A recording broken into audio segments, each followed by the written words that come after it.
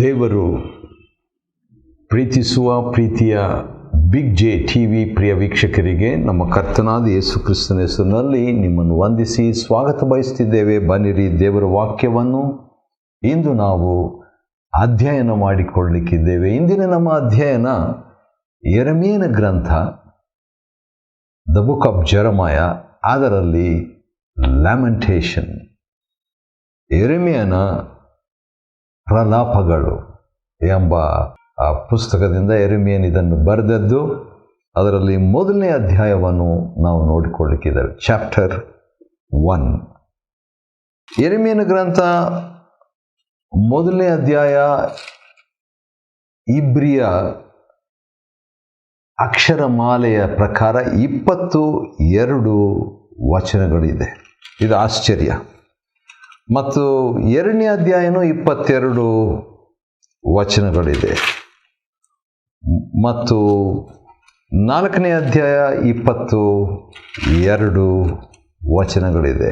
ಐದನೇ ಅಧ್ಯಾಯ 22 ವಚನಗಳಿದೆ. ಆದ ಕಾರಣ ಇಬ್ರಿಯ ಅಕ್ಷರಮಾಲೆ 22 ಇರೋದರಿಂದ ಆ ರೀತಿಯಾಗಿ ಅದು ಕೊಡಲಾಗಿದೆ. ಆದರೆ ಮೊದಲನೇ ಅಧ್ಯಾಯದಲ್ಲಿ 32 ಸಮಸ್ಯೆಗಳನ್ನು ನಾವು ನೋಡ್ತೇವೆ.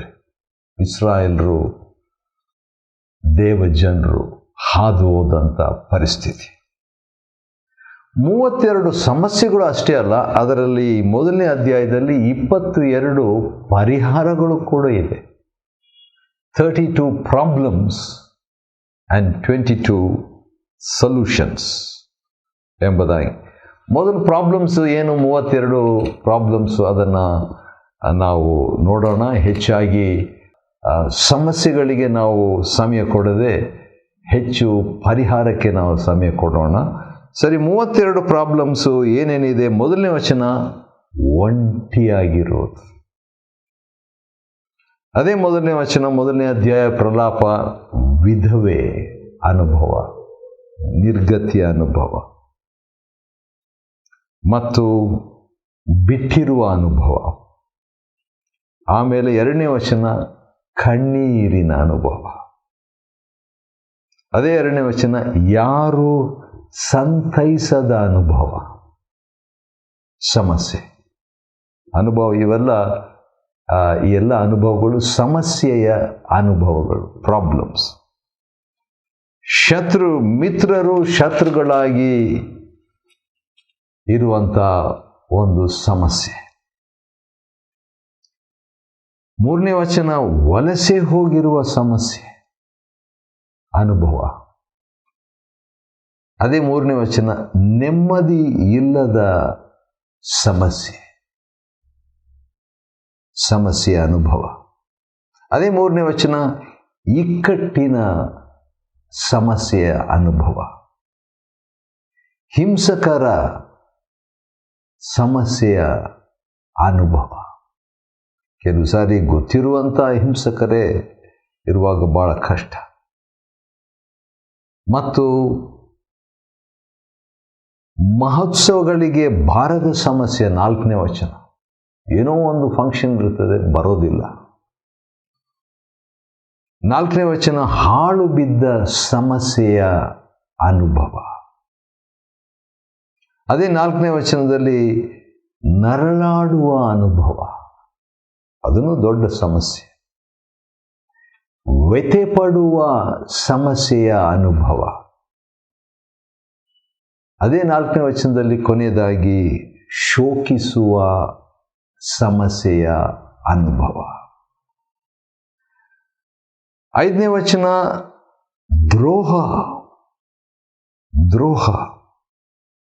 ದ್ರೋಹದ ಲೆಕ್ಕವಿಲ್ಲದ ದ್ರೋಹದ ಅನುಭವ, ಬಹಳ ಕಷ್ಟ ಇದೆ. ಐದನೇ ವಚನ, ವಿರೋಧಿಗಳ ಸಮಸ್ಯೆಯ ಅನುಭವ. ಐದನೇ ವಚನ, ಸೆರೆಯ ಸಮಸ್ಯೆಯ ಅನುಭವ. ಸೆರೆ ಅಂತ ಹೇಳಿದ್ರೆ ಜೈಲಿಗೆ ಅಂತಲ್ಲ, ಅಕ್ಷರಿಕವಾಗಿ ಕೆಲವು ಸಾರಿ ಮನಸ್ಸಿನಲ್ಲಿ ಕೂಡ ಸೆರೆಯ ಅನುಭವ ಇರಲಿಕ್ಕೆ ಸಾಧ್ಯ. ಆರನೇ ವಚನ, ಕಳೆದು ಹೋದ ಸಮಸ್ಯೆಯ ಅನುಭವ. ಅದೇ 6ನೇ ವಚನದಲ್ಲಿ ಬಲಗುಂದಿದ ಸಮಸ್ಯೆಯ ಅನುಭವ, ಬಲಗುಂದ್ಬಿಟ್ಟಿದೆ. ಬೆಂಗೊಟ್ಟು ಓಡಿ ಹೋಗುವ ಅನುಭವ 6ನೇ ವಚನದಲ್ಲಿ ಇನ್ನೊಂದು ಅನುಭವ. ಮತ್ತು 7ನೇ ವಚನದಲ್ಲಿ ದಿಕ್ಕಾಪಾಲಾಗಿರುವ ಸಮಸ್ಯೆಯ ಅನುಭವ, ಅಂದರೆ ದಿಕ್ಕಾಪಾಲಾಗಿ ಅಲೆಯುವಂತಹ ಕಷ್ಟ. ಆಮೇಲೆ 7ನೇ ವಚನದಲ್ಲಿ ಸಹಾಯವೂ ಇಲ್ಲದ ಸಮಸ್ಯೆಯ ಅನುಭವ. ಇನ್ನೊಂದು ಸಮಸ್ಯೆ, ಸಹಾಯ ಇಲ್ಲದ ಅನುಭವ. ಅದೇ 7ನೇ ವಚನದಲ್ಲಿ ವೈರಿಗಳು ಹಾಸ್ಯ ಮಾಡೋದು, ಯಾರಾದರೂ ಒಂದು ಟಾಂಟ್ ಕೊಟ್ಟರೆ, ಅವರು ಹಾಸ್ಯ ಮಾಡಿದರೆ ಅದು ಒಂದು ನೋವಿನ ಸಮಸ್ಯೆಯ ಅನುಭವ. ಇವೆಲ್ಲ ದೇವಜನರು ಹಾದು ಹೋಗ್ತಿದ್ರು. 8ನೇ ವಚನ ಅಶುದ್ಧತ್ವ ಅನುಭವ, ಅದು ಸಾಧ್ಯ. ಹೀನೈಸಲ್ಪಡುವ ಅನುಭವ, ನರಳಾಡುವ ಅನುಭವ. ಹೌದು, ಅದು ಈಗಾಗಲೇ ಬಂದಿದೆ 4ನೇ ವಚನದಲ್ಲಿ. 9ನೇ ವಚನ ಹೊಲಸಾಗುವ ಅನುಭವ, ತಪ್ಪು ಮಾಡುವಾಗ ಮನಸ್ಸಿನಲ್ಲಿ ಒಂದು ಹೊಲಸಾಗಿರುವಂಥ ಅನುಭವ. ಅನಂತರ 9ನೇ ವಚನದಲ್ಲಿ ಬಿದ್ದು ಬಿಟ್ಟ ಅನುಭವ, ಇದು ಕೂಡ ಸಾಧ್ಯ, ವಿಶೇಷವಾಗಿ ಯೌವನಸ್ಥರಿಗೆ. ಅನಂತರ 10ನೇ ವಚನದಲ್ಲಿ ವಿರೋಧಿ ಬಾಚಿಬಿಡುವ ಅನುಭವ ವಸ್ತುಗಳನ್ನು. ಹೌದು, 11ನೇ ವಚನದಲ್ಲಿ ಅನ್ನದ ಸಮಸ್ಯೆ. ಈ ರೀತಿಯಾಗಿ ಸುಮಾರು ಸಮಸ್ಯೆಗಳು ಆ ಪ್ರಲಾಪ 1ನೇ ಅಧ್ಯಾಯದಲ್ಲಿ ನೋಡ್ತೀವಿ. ಲ್ಯಾಮೆಂಟೇಷನ್ಸ್ ಚಾಪ್ಟರ್ 1, 32 ಪ್ರಾಬ್ಲಮ್ಸ್. ಆದರೆ ಪರಿಹಾರ ಏನು ನೋಡೋಣ ಬನ್ರಿ. ಈಗ ಪ್ರತಿ ಸಮಸ್ಯೆಗೆ ಪರಿಹಾರ ಉಂಟು. ಅದೇ 1ನೇ ಅಧ್ಯಾಯ ಪ್ರಲಾಪ, ಲ್ಯಾಮೆಂಟೇಷನ್ ಚಾಪ್ಟರ್ 1, 22 ಸೊಲ್ಯೂಷನ್ಸ್. ಒಂದೊಂದಾಗಿ ಅದನ್ನು ನೋಡೋಣ ಬನ್ರಿ. ಮೊದಲನೇದಾಗಿ ಏನಂದರೆ ಪರಿಹಾರ. 11ನೇ ವಚನದ 2ನೇ ಭಾಗದಲ್ಲಿದೆ. ಅದೇನಂತ ಹೇಳಿದ್ರೆ, ಯೆಹೋವನೇ, ಅಂದರೆ ಇರುವಾತನೇ. ಈ 32 ಪ್ರಾಬ್ಲಮ್ಸ್ ಇರ್ಬೋದು, ಆದರೆ ದೇವರು ನನ್ನ ಜೊತೆಗಿದ್ದಾನೆ. ಇರುವಾತನೇ, ಎಂಥವನಾಗಿರುವನೋ ಅಂಥವನಾಗಿರುವಾತನೇ, ಎಂಥವನಾಗಿರುವೆನೋ ಅಂಥವನಾಗಿರುವೆನು ಎಂದು ಹೇಳಿದಾತನೇ. ಅಂದರೆ ಸಮಸ್ಯೆಗೆ ಮೊದಲನೇ ಪರಿಹಾರ, 32 ಪ್ರಾಬ್ಲಮ್ಗೆ ಮೊದಲನೇ ಪರಿಹಾರ, ಸೊಲ್ಯೂಷನ್ ಏನಂತ ಹೇಳಿದರೆ ದೇವರಿದ್ದಾನೆ ಎಂಬುದು. 11ನೇ ವಚನದ 2ನೇ ಭಾಗ, ನೋಡು ಯೆಹೋವನೇ ನೋಡು, ದೇವರಿಗೆ ಒಪ್ಪಿಸಿಕೊಡೋದು. ಕಟಾಕ್ಷಿಸು, ಅಂದರೆ ದೇವರ ಕಟಾಕ್ಷವನ್ನು ಬೇಡುವಂಥದ್ದು. ಹೌದು, ದೇವರ ಮುಂದೆ ದೇವರ ಹತ್ರ ಪ್ರಾರ್ಥನೆ ಮಾಡೋದು. ಹೌದು, ಇದೆಲ್ಲ ಯಾಕೆ ಆಯಿತು ಅಂತ ಹೇಳ್ಬಿಟ್ಟು ನೋಡುವಾಗ 12ನೇ ವಚನ, ದೇವರ ಅತಿರೋಷ ಎಂಬುದಾಗಿ ತಿಳ್ಕೊಳ್ಳುವಂಥದ್ರಿ. ಹೌದು, ದೇವರೇ ನಮಗೆ ವ್ಯಥೆಗೊಳಿಸಿದ್ದಾನೆ ಅಂತ ತಿಳ್ಕೊಳ್ಳೋದು 5ನೇ ವಚನ ಪ್ರಕಾರವಾಗಿ. ಅದು ಮೊದಲನೇ ಪರಿಹಾರ. 2ನೇದು ಏನಂತ ಹೇಳಿದ್ರೆ 9ನೇ ವಚನ, ಯೆಹೋವನೇ ನನ್ನ ಕಷ್ಟವನ್ನು ಲಕ್ಷಿಸು ದೇವರೇ ಅಂತ ನಾವು ಮೊರೆ ಇಡುವಂಥದ್ದು 2ನೇ ಪರಿಹಾರ. 3ನೇದು ಆತನನ್ನು ಹೌದು ಕಟಾಕ್ಷಿಸು ಅಂತ ಹೇಳಿಬಿಟ್ಟು ಪ್ರಲಾಪಿಸುವಂಥದ್ದು. 4ನೇದು ದೇವರ ರೋಷದಿಂದ ಆಯಿತು ಪರಿಹಾರ ಎಂಬುದಾಗಿ ತಿಳ್ಕೊಳ್ಳುವಂಥದ್ದು. 5ನೇದು ಆತನು ಮೇಲಣ ಲೋಕದಿಂದ ಬೆಂಕಿಯನ್ನು ಕಳಿಸಿದ್ದಾನೆ, ಅಂದರೆ ಆತನು ಗಾಡ್ ಈಸ್ ಆ್ಯಕ್ಟಿವ್ ಎಂಬುದಾಗಿ ತಿಳ್ಕೊಳ್ಳುವಂಥದ್ದು. ಆತನು ಬಲೆಯೊಡ್ಡಿದ್ದಾನೆ, 13ನೇ ವಚನ, ಆತನೇ ಮಾಡಿದ್ದು, ನಾನು ಅದಕ್ಕೆ ಆಸ್ಪದ. ಹೌದು, ತಿರುಗಿಸಿದ್ದಾನೆ 7ನೇದಾಗಿ. 8ನೇದಾಗಿ ಹೌದು, ಏನೇ ಮಾಡಿರೋದು ದೇವರ ಕಾರ್ಯ ಅದಕ್ಕೆ ನಾನು ಹೌದು, ನಾನು ಬಿತ್ತಿದ್ದನ್ನು ಕೊಯ್ತಿದ್ದೇನೆಂಬುದಾಗಿ. 14ನೇ ವಚನ 9ನೇ ಒಂದು ಪರಿಹಾರ ಏನಂದರೆ ಆತನ ಕೈ, seeing the hand of the lord in the problem. ಹೌದು, ನಮ್ಮ ಬಲ ಕುಂದಿ ಹೋಗಿದೆ ಅಂತ ನಾವು ತಿಳ್ಕೊಳ್ಬೇಕು. 14ನೇ ವಚನದಲ್ಲಿ ಬಲ ಕುಂದಿದ್ರೆ ದೇವರ ಬಲದ ಮೇಲೆ ನಾವು ಆತ್ಕೊಳ್ಬಹುದಲ್ವಾ. ಮತ್ತು ಅದೇ 14ನೇ ವಚನದಲ್ಲಿ ಕರ್ತನು ನನ್ನನ್ನು ಶಿಕ್ಷಿಸಿದ್ದಾನೆ. ಪ್ರಾಬ್ಲಮ್ನಲ್ಲಿ, ಸಮಸ್ಯೆಯಲ್ಲಿ ಕರ್ತನನ್ನು ನೋಡೋದು, seeing god in the problem. ಹೌದು, 15ನೇ ವಚನದಲ್ಲಿ ಕರ್ತನು ತೃಣೀಕರಿಸಿದ್ದಾನೆ. ಅದನ್ನು ಕೂಡ ಅದು ಹೆಂಗೆ ಗೊತ್ತಾಯಿತು? ಸಮಸ್ಯೆಯನ್ನು ನೋಡ್ತಾ ಇದ್ರೆ ಸಮಸ್ಯೆ ಕಾಣ್ತದೆ, ದೇವರು ನೋಡ್ತಾ ಇದ್ರೆ ಸಮಸ್ಯೆಯಲ್ಲಿ ದೇವರು ಕಾಣ್ತಾನೆ. ಆತನು ಏರ್ಪಡಿಸಿದ್ದಾನೆ, 15ನೇ ವಚನ. ಮತ್ತು ಹೌದು, 15ನೇ ವಚನದ 2ನೇ ಭಾಗ, ಕರ್ತನು ತುಡಿದಿದ್ದಾನೆ. ದೇವರ ಆ ಪಾದದ ಕೆಳಗೆ ನಾವು ಹೋಗಿದ್ದೇವೆ ಅನ್ನುವಂಥದ್ದು. 17ನೇ ವಚನದಲ್ಲಿ ನಾವು ನೋಡುವಾಗ ಯೆಹೋವನು ತೀರ್ಮಾನಿಸಿದ್ದಾನೆ. ದೇವರು ತನ್ನ ತೀರ್ಮಾನದ ಪ್ರಕಾರವಾಗಿ ಎಲ್ಲವನ್ನು ಮಾಡ್ತಾನೆ ಎಂಬಂಥ ಒಂದು ಸಂಗತಿ. ಹೌದು, ಅದನ್ನು ಹೇಳುವಾಗ ರೋಮ 8 ನಾವು ನೋಡಲೇಬೇಕು. ಯಾಕಂತೇಳಿದರೆ ಇದು ಅನ್ವಯವಾಗುವಂಥ ಒಂದು ಮಾತು. 8ನೇ ಅಧ್ಯಾಯ 28ನೇ ವಚನದಲ್ಲಿ ದೇವರ ಸಂಕಲ್ಪದ ಮೇರೆಗೆ ಕರೆಯಲ್ಪಟ್ಟು ಆತನನ್ನು ಪ್ರೀತಿಸುವವರ ಹಿತಕ್ಕಾಗಿ ಎಲ್ಲ ಕಾರ್ಯಗಳು ಅನುಕೂಲವಾಗುತ್ತವೆ ಎಂದು ನಮಗೆ ಗೊತ್ತದೆ. ಹೌದು, ದೇವರು ಆ ರೀತಿಯಾಗಿ ತೀರ್ಮಾನಿಸಿದ್ದಾನಂತ ಅದು ಪರಿಹಾರ ರೀ. 18ನೇ ವಚನದಲ್ಲಿ ಪ್ರಲಾಪ 1:18 ಯೆಹೋವನು ನ್ಯಾಯ ಸ್ವರೂಪನು. ವಾವ್! ಪರಿಹಾರ ಏನು? ದೇವರು ನ್ಯಾಯ ಮಾಡ್ತಾನೆ. ಆನಂತರ ನಾನಾದರೂ ಆತನ ಆಜ್ಞೆಯನ್ನು ಮೀರಿದ್ದೀನಿ. Problem is with me. ಸಮಸ್ಯೆ ನನ್ನ ಜೊತೆಗಿದೆ, ದೇವರ ಹತ್ರ ಅಲ್ಲ. 20ನೇ ವಚನ ಪ್ರಲಾಪ 1:20, ಲ್ಯಾಮೆಂಟೇಷನ್ಸ್ 1:20 ಯೆಹೋವನೇ ಕಟಾಕ್ಷಿಸು. ಇದು 3ನೇ ಸರಿ ಮತ್ತೆ ಕಟಾಕ್ಷಕ್ಕಾಗಿ ಬೇಡ್ತಾ ಇರುವಂಥದ್ದು. ಹೌದು, ಯಾಕಂದರೆ ನನ್ನ ಕಷ್ಟವನ್ನು ಲಕ್ಷಿಸು, ಕಟಾಕ್ಷಿಸು 9ನೇ ವಚನ. ಅನಂತರ ಕಟಾಕ್ಷಿಸು 11ನೇ ವಚನ. ಹೌದು, 20ನೇ ವಚನದಲ್ಲಿ ಯೆಹೋವನೇ ಕಟಾಕ್ಷಿಸು.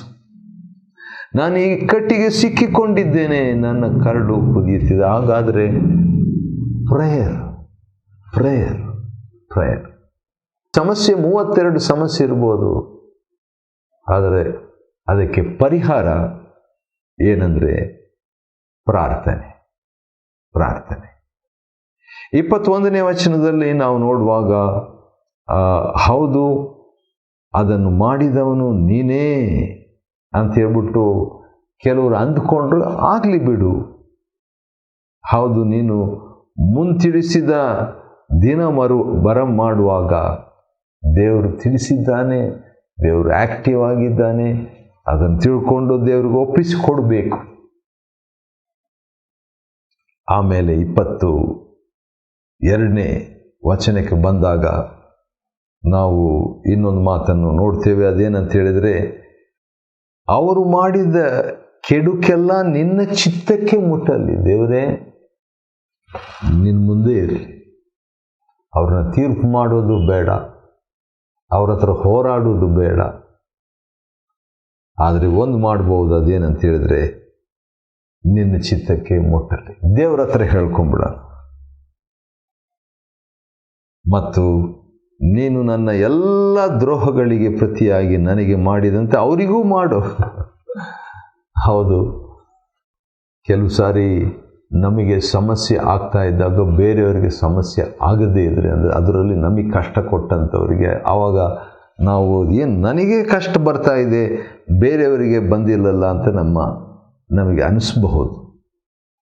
ಆದ ಕಾರಣ ಈ ಭಕ್ತನು ಕೂಡ ದೇವರೇ ನನಗೆ ಮಾಡ್ದಲ್ಲ, ನಾನು ತಪ್ಪು ಮಾಡಿದೆ, ನಾನು ಶಿಕ್ಷೆ ಕೊಟ್ಟೆ, ಅದೇ ರೀತಿಯಾಗಿ ಅವ್ರಿಗೆ ಕೊಡು ಅಂತ ಹೇಳ್ಬಿಟ್ಟು ದೇವರು ಅದನ್ನು ಮಾಡ್ತಾನೆ. ದೇವ್ರಿಗೆ ಹೇಳಬೇಕಾಗಿಲ್ಲ, ಆದರೂ ಕೂಡ ಹೇಳೋದ್ರಲ್ಲಿ ತಪ್ಪೇನಿಲ್ಲ. ಯಾಕಂತ ಹೇಳಿದರೆ ದೇವರ ಹತ್ರ ನಾವು ಪ್ರಾರ್ಥಿಸುವಂಥದ್ದು ಸಮಸ್ಯೆಗಳಿಗೆ ಪರಿಹಾರ.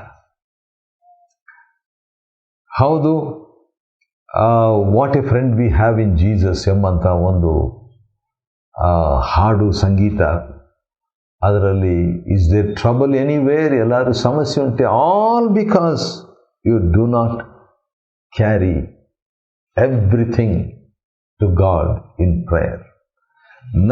ನಮಗೆ ಬರುವಂಥ ಈ 32 ಸಮಸ್ಯೆಗಳು, ಇದಕ್ಕೆ ಕಾರಣ ಏನಂತ ಹೇಳಿದ್ರೆ ನಾವು ಪ್ರಾರ್ಥನೆ ಮಾಡ್ತಾ ಇಲ್ಲ ಎಂಬುದಾಗಿ. ಸಮಸ್ಯೆಗಳು ಇರಲಿ, ಸಮಸ್ಯೆಗಳ ನಡುವೆ ನಾವು ಪ್ರಾರ್ಥನೆ ಮಾಡೋದನ್ನು ಕಲಿಬೇಕು. ದೇವರ ಮುಂದೆ ನಮ್ಮ ಸಮಸ್ಯೆಗಳು 32 ಅಲ್ಲ, ಇನ್ನೂ ಜಾಸ್ತಿನೇ ಇದ್ದರೂ ಕೂಡ ಅದನ್ನೆಲ್ಲ ಒಂದೊಂದಾಗಿ ನಾವು ದೇವರಿಗೆ ಕೊಡ್ಬೋದು. ಒಂದು ಸಾರಿ ನಾನು ಸಂದೇಶ ಕೊಡ್ತಾ ಇದ್ದಾಗ ನಮ್ಮ ಸಭೆಯಲ್ಲಿ ಒಬ್ಬ ವ್ಯಕ್ತಿ ನನಗೆ ಭಾಳ ಶೋಧನೆಗಳಾಗ್ತಾ ಇದೆ, ಭಾಳ ಕೆಟ್ಟ ಯೋಚನೆಗಳು ಬರ್ತಾ ಇದೆ, ನಾನು ಹೇಗೆ ಅದನ್ನು ಜಯಿಸಬೇಕು ಎಂಬುದಾಗಿ ಒಬ್ಬ ಯವನಸ್ಥ ವಿಶ್ವಾಸಿ ಕೇಳಿದಾಗ, ದೇವರು ಆ ಟೈಮ್ನಲ್ಲಿ ನನಗೆ ಕೊಟ್ಟಂಥ ಒಂದು ವಿಚಾರ ಏನಂತ ಹೇಳಿದ್ರೆ, ಒಂದು ದಿನಕ್ಕೆ ಎಷ್ಟು ಕೆಟ್ಟ ಯೋಚನೆಗಳು ಬರ್ಬೋದು, ಒಂದು 100 ಬರ್ಬೋದಾ ಅಂತ ಹೇಳಿದೆ. ಹೌದು, ಇರ್ಬೋದು, ಇನ್ನೂ ಜಾಸ್ತಿನೇ ಅಂದರು ಕೆಲವರು. ನಾನು ಹೇಳಿದೆ, convert every thought into prayer. ನೀವು ಬರುವಂಥ ಪ್ರತಿ ದುರಾಲೋಚನೆಯನ್ನು, ಕೆಟ್ಟ ಆಲೋಚನೆಯನ್ನು ಪ್ರಾರ್ಥನೆಯಾಗಿ ಅದನ್ನು ಪರಿವರ್ತಿಸಿಬಿಡ್ರಿ, ಅದನ್ನು ಮಾರ್ಪಡಿಸಿಬಿಡ್ರಿ, ಅದನ್ನು ಹಾಗೆ ಮಾಡಿಬಿಡ್ರಿ ಅಂತ ಹೇಳಿದೆ. ಅವ್ರಿಗೆ ಸ್ವಲ್ಪ ಅದು ಹೆಲ್ಪ್ ಆಯಿತು. ಹೌದು, ಈಗ ನಾನು ಹೇಳಲಿಕ್ಕೆ ಇಷ್ಟಪಡ್ತೀನಿ ಮುಕ್ತಾಯದಲ್ಲಿ, ಅದೇಂದರೆ convert every problem into a reminder to pray to God. ಪ್ರತಿ ಸಮಸ್ಯೆ ಅದು ಪ್ರಾರ್ಥನೆಗೆ ಒಂದು ನೆನಪಾಗಿರಲಿ ಎಂಬುದಾಗಿ ತಿಳ್ಕೊಂಡು ಅದನ್ನೇ ದೇವರ ಮುಂದೆ ಪ್ರಾರ್ಥನೆಯಾಗಿ ಕೊಡುವಾಗ ಅದರಿಂದ ನಮಗೆ ಪ್ರಯೋಜನ. ಏನು ಪ್ರಯೋಜನ ಆಗ್ಬೋದು? ಒಂದು ವೇಳೆ ಸಮಸ್ಯೆ ಪರಿಹಾರ ಕೂಡಲೇ ಆಗದೇ ಇರ್ಬೋದು, ಆದರೆ ಒಂದು ಪರಿಹಾರ ಒಂದಂತೂ ಆಗ್ತದೆ. ಅದೇನೆಂದರೆ ದೇವರ ಜೊತೆಗೆ ಸಂಬಂಧ ನಾವು ಇಟ್ಕೊಳ್ಳಲಿಕ್ಕೆ, ದೇವರಿಗೆ ಫೋನ್ ಮಾಡಿದ ಹಾಗೆ, ದೇವ್ರ ಜೊತೆ ಹತ್ರ ಮಾತಾಡಿದ ಹಾಗೆ, ದೇವ್ರ ಜೊತೆಯಲ್ಲಿ ಒಂದು ಸಂಬಂಧ ಬೆಳೆಸಿದ ಹಾಗೆ, ದೇವ್ರ ಜೊತೆಯಲ್ಲಿ ನಾವು ಒಂದು ಅನ್ಯೋನ್ಯತೆಯನ್ನು ಹೊಂದುವಂತೆ, ಹತ್ತಿರತ್ವವನ್ನು ಹೊಂದುವಂತೆ ಆಸ್ಪದವಾಯ್ತಲ್ಲ, ಅದು ದೊಡ್ಡ ಪರಿಹಾರ.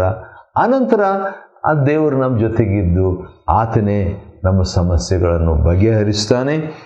ಪ್ರಲಾಪ 1ನೇ ಅಧ್ಯಾಯವನ್ನು ಅಧ್ಯಯನ ಮಾಡಿಕೊಳ್ಳುವಂತೆ ದೇವರು ಕೊಟ್ಟ ಕೃಪೆಗಾಗಿ ಆತನಿಗೆ ಸ್ತೋತ್ರವಾಗಲಿ.